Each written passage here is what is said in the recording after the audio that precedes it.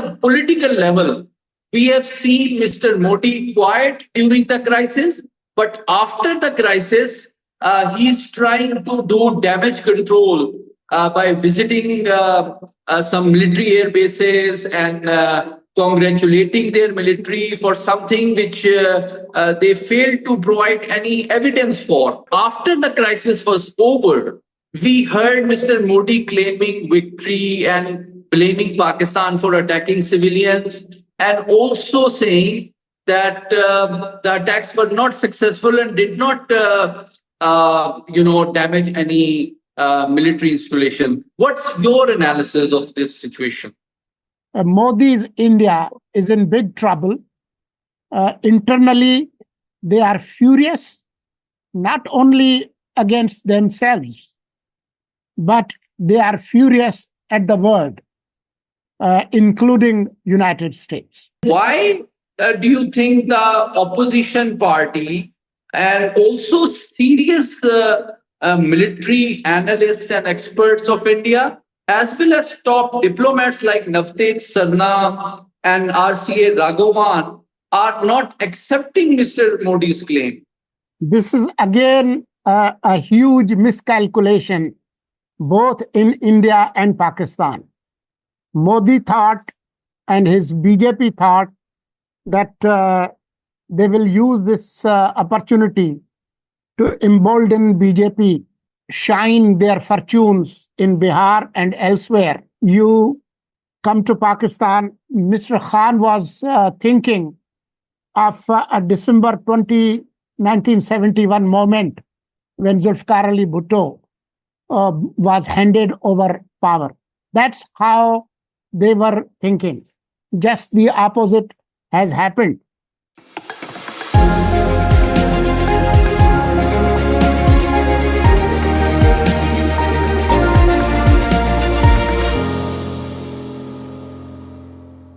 Viewers, very warm welcome to another episode of V News and Strathia joint production, The Weekend. I am Muhammad Ali. I am Murtaza Solangi. Solangi Sahab, thankfully South Asia recovered from one of the most intense and rapidly escalated swift conflict last week. And there has been a lot of analysis and discussion on its different aspects. But two aspects that we would discuss today, which is getting much attention and traction in international media and policy and think tank circles, is the targeting strategy of India and Pakistan. Who did both countries target? How successfully and why? And secondly, what is the international diplomatic reaction to this crisis, during this crisis, and after this crisis? So let me start by sharing with you that immediately after this crisis de-escalated, Pakistani government, military, and media went into a celebratory mode that they have achieved their targets, they have successfully defeated the aggression, forced India to seek international intervention for peace and reconciliation. But in contrast, when we look at the Indian media, there are two trends which are very interesting. At the media level, you know very well, during the conflict, there was a lot of claims by the Indian media that they had inflicted very significant destruction in Pakistan, including its major cities like Islamabad, like Lahore, like Karachi, and Pakistan is about to collapse and explode. But after this crisis ended, international media did not buy such claims from India, and which forced India to now explain that these claims were not based on reality. However, at the political level, we have seen Mr. Modi quiet during the crisis, but after the crisis, he's trying to do damage control by visiting some military air bases and congratulating their military for something which they failed to provide any evidence for. In contrast, I want to seek your permission to run a very short 1 minute clip of the first press conference that the Indian military spokesperson gave on the day in the height of this conflict on 10th May. Let's see what she said. Pakistan military continued with its provocations, carrying out aggressive actions employing multiple threat vectors all along the western border. Pakistan employed UCAP, drones, long-range weapons, loitering munitions and fighter aircrafts to target military infrastructure. Pakistan military also resorted to air intrusions using drones and firing of heavy caliber weapons along the line of control. Air intrusion and several harassment attacks were also attempted from Srinagar till Nalia at more than 26 locations. Damage was sustained to equipment and personnel at Indian Air Force stations at Udhampur, Pathankot, Adhampur and Bhuj. There were also several high-speed missile attacks noticed with heavy damages to other military stations in Kupwara, Baramulla, Poonch, Rajouri and Akhnur sectors continued. Indian Armed Forces reiterate their commitment to non-escalation, provided it is reciprocated by the Pakistan military. भारतीय सशस्त्र बल दोहराते हैं कि वे तनाव वृद्धि नहीं चाहते, बशर्ते पाकिस्तान भी ऐसा ही व्यवहार करे. Okay, Mr. Murtaza, you heard what the Indian military spokesman said on the day in the heat of the battle, perhaps the most intense conflict Pakistan and India have fought in their history. I recognize three things which are interesting. I noticed that on the 10th May, she clearly identified that Pakistan has hit 26 different targets. Number two, she identified all these 26 targets were military targets, including air bases, military posts, military bases, supply depots, and other such command centers. She did not mention any civilian target being attacked by Pakistan in her first press conference. Secondly, she also identified the types of missiles that Pakistan used or the types of weapons. And she identified Pakistan's surface-to-surface missiles, drones, and air attacks. And she did recognize that significant damage has been suffered by a number of Indian air bases and military installations. Now, this is what the Indian military said on the day of the battle. The Indian political leadership did not say anything on that day. But after the crisis was over, we heard Mr. Modi claiming victory and blaming Pakistan for attacking civilians, and also saying that the attacks were not successful and did not damage any military installation. What's your analysis of this situation? Well, as we both heard, and people who are watching us would watch that clip again, it is clear that despite extraordinary restraint during this crisis, when Pakistan chose to strike, Pakistan struck with precision and clear targeting.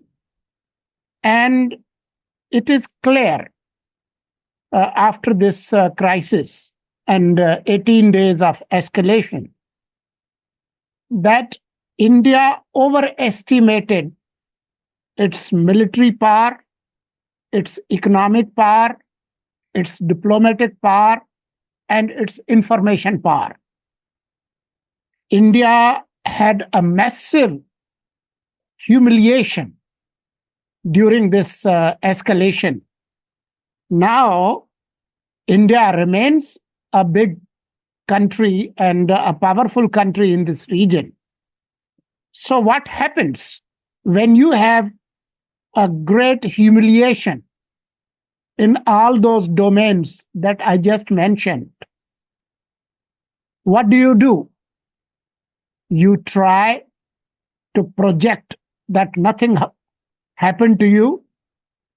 You try to project that you came out shining. And since you have deep pockets, so you are able to influence the global media ecosystem, try to give you some kind of relief. So that's what it has happened. But the very fact that Pakistan has come through shining in all those domains clearly means that Modi's India is in big trouble. Internally, they are furious, not only against themselves, but they are furious at the world, including United States. I think that's a very apt analysis. But let me ask you another question. In those very carefully choreographed media appearances in which Mr. Modi is trying to dispel the impression that they have suffered huge military losses, I noticed that during the visit to the Indian Air Force bases, the Sikh Air Chief of Indian Air Force was not visible accompanying Mr. Modi. So is it because he could be yet another victim of Mr. Modi's displeasure? Or do you think Indian Air Force did not meet the expectations of Mr. Modi? Or do you think the manner in which this conflict was conducted by Indian Air Force feels and makes this conflict politically costly for Mr. Modi and BJP in the upcoming Bihar elections? I won't be surprised. But what is clear is that Modi's house is in shambles. There's a great discord. Modi has been a polarizing figure from get-go. It's not just about the air chief. Look at what one of the ministers have tried to humiliate even their own army yesterday by saying that the military came bowing to the feet of Modi and they do what Modi asks them. That's made quite a circus and quite humiliating even for Indian military. Look what they have done to their Muslim military woman spokesperson, Sophia Qureshi, who they chose to bring in as a prop, and how that has backfired, especially attacks against her, attacks against Vikram Misri, attacks against Jai Shankar. So it's the whole house is on fire. Oh, okay, let me ask another question. How do you compare the political landscape of Pakistan with India after this conflict? I have witnessed that despite significant political turbulence that you have witnessed in the last 3 years after PTI government lost power, during this crisis, I think the political differences were put aside and largely most of the large political parties stood with the armed forces and the government. But in the wake of the crisis, we have witnessed that the Indian politics have become more charged and polarized. And if Mr. Modi is claiming such a significant victory and successful destruction of terrorist camps in Pakistan, then why do you think the opposition party and also serious military analysts and experts of India, as well as top diplomats like Navtej Sarna and RCA Raghavan, are not accepting Mr. Modi's claim? This is again a huge miscalculation, both in India and Pakistan. Modi thought, and his BJP thought, that they will use this opportunity to embolden BJP and shine their fortunes in Bihar and elsewhere. And they would dampen the spirit of Kashmiris. Just the opposite has happened in India, in all circles, except Godi media. You come to Pakistan, PTI leadership, especially their overseas clowns, I would call them, and even including Mr. Khan and his sister. They thought that the attack on Pakistan will weaken Pakistani military, weaken Pakistani government. It will, unleash a huge crisis that they would not be able to control. This would be a 1971 moment for Pakistani military. And Mr. Khan was thinking of a December 20, 1971 moment when Zulfikar Ali Bhutto was handed over power. That's how they were thinking. Just the opposite has happened. The very last tweet of Mr. Khan after this May 10 crisis says it all. And it has been reported by senior journalists like Ansar Abbasi that Mr. Khan is on his knees begging for mercy and reconciliation. So while in India, the political spectrum has heavily been polarized and pitted against Mr. Modi, the situation in Pakistan is absolutely different. The image of Pakistani military has gone up. Shahbaz government is more stable. Those troll brigade YouTubers, they are in a state of confusion, embarrassment, and in a state of doom and gloom. So that's the comparative assessment.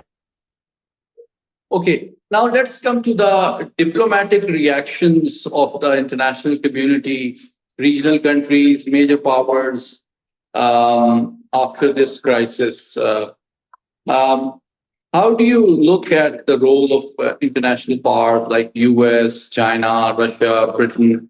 The British Foreign Secretary is in Pakistan and met our Prime Minister. Earlier, the Iranian and Saudi foreign ministers also visited Pakistan and India. Mr. Rubio called several times, both sides. But I want you to objectively look at their stance. Who are they supporting and how do they view this crisis?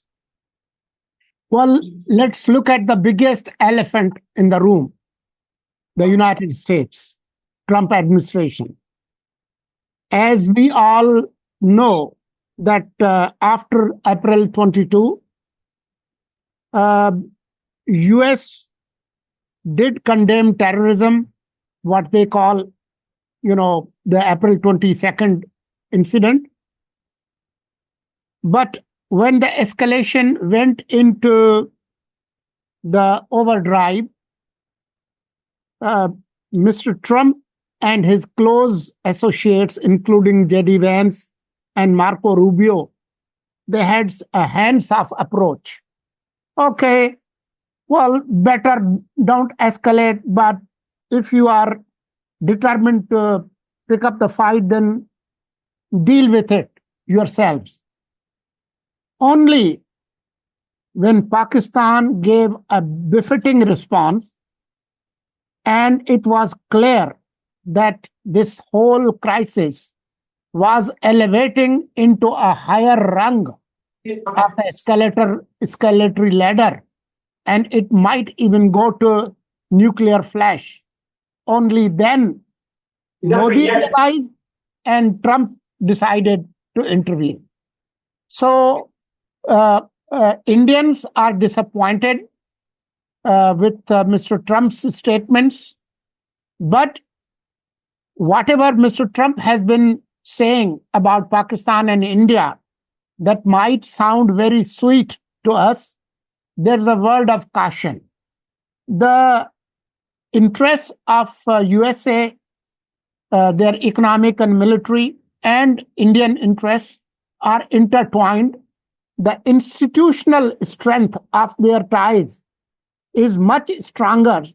So these off-the-cuff remarks must not get us overbuoyed. We should be very realistic. We should continue appreciating US policy, but we need to have our house in order, and we must take advantage of the goodwill that we have generated and push that energy to resolve our conflicts with India.